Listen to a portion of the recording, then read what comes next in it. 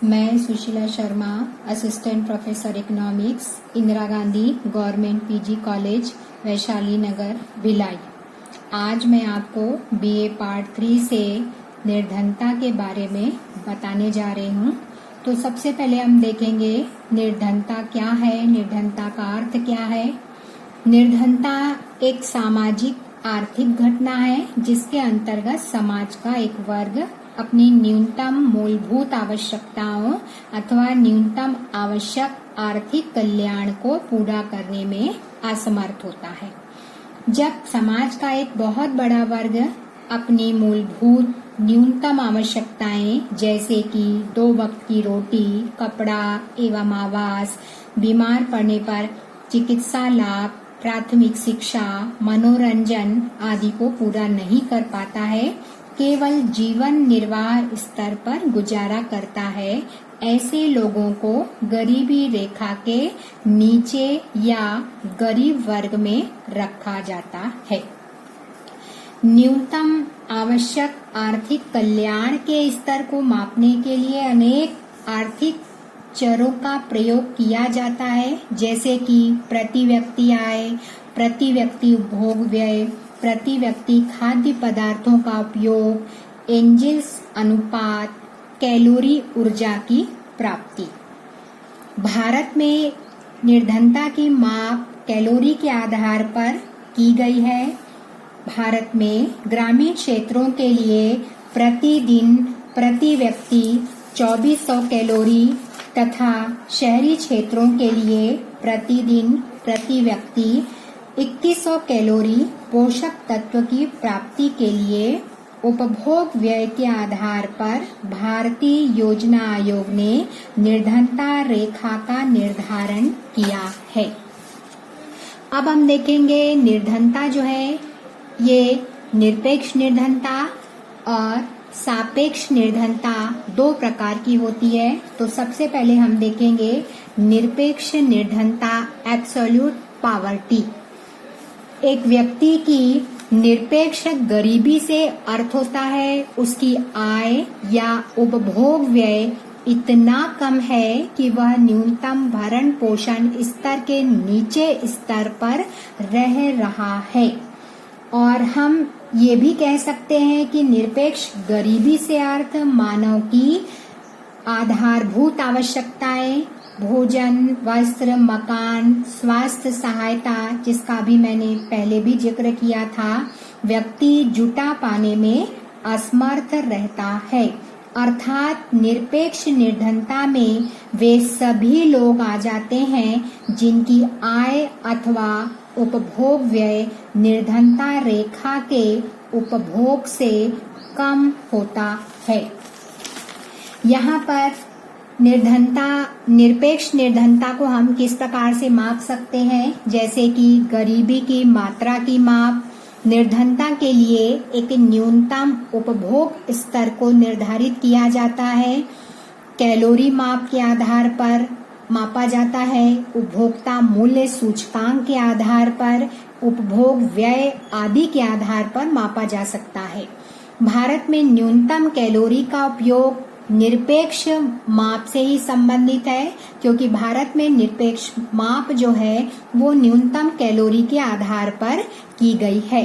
भारत में न्यूनतम कैलोरी का उपयोग गरीबी के आधार पर मापा जाता है।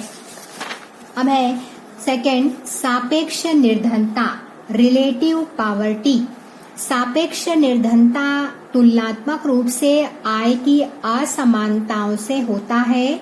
जब 2 देशों की प्रति व्यक्ति आय की तुलना करने पर उसमें अंतर आता है, इसी अंतर के आधार पर हम गरीब व अमीर देश की तुलना कर सकते हैं।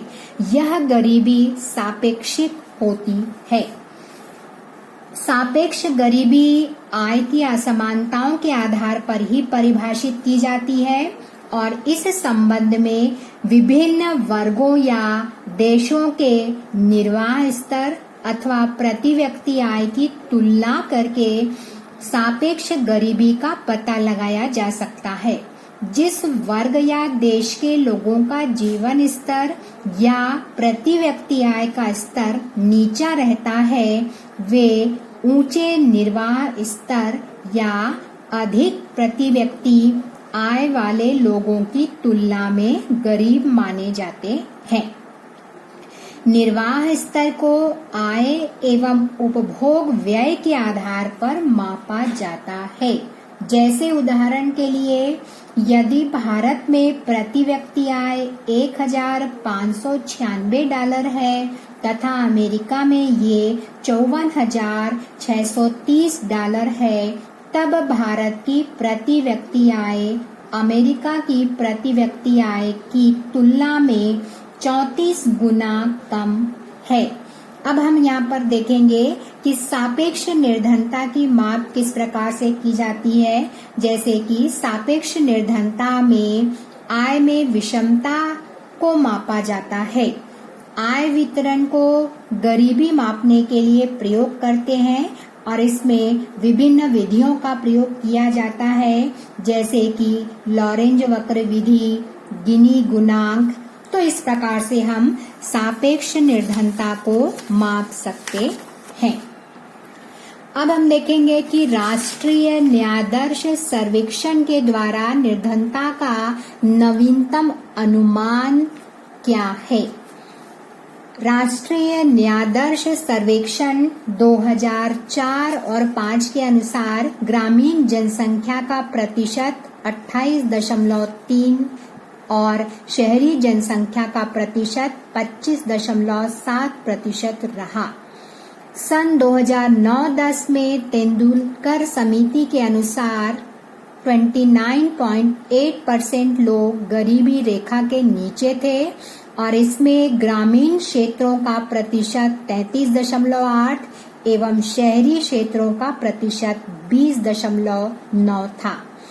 इसमें प्रति व्यक्ति उपभोग व्यय ग्रामीण क्षेत्र में 27.20 और शहरी क्षेत्रों में प्रति व्यक्ति उपभोग व्यय 33.33 रुपए था।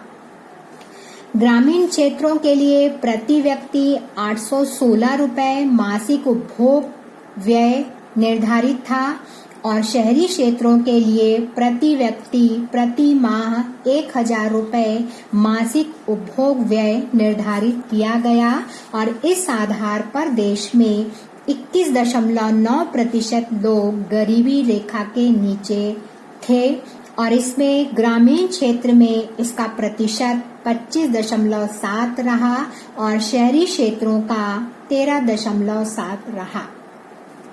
इसके बाद 2011-12 में डॉक्टर सी रंगराजन समिति बनी और श्री रंगराजन भूतपूर्व प्रधानमंत्री श्री मनमोहन सिंह के सलाहकार रहे। इन्होंने बाजार कीमतों के आधार पर गरीबी को स्पष्ट किया और ग्रामीण क्षेत्रों के लिए प्रतिदिन प्रति व्यक्ति 33 रुपए उपभोग व्यय निर्धारित किया गया और शहरी क्षेत्रों के लिए प्रतिदिन प्रति व्यक्ति 47 रुपए उपभोग व्यय निर्धारित किया गया।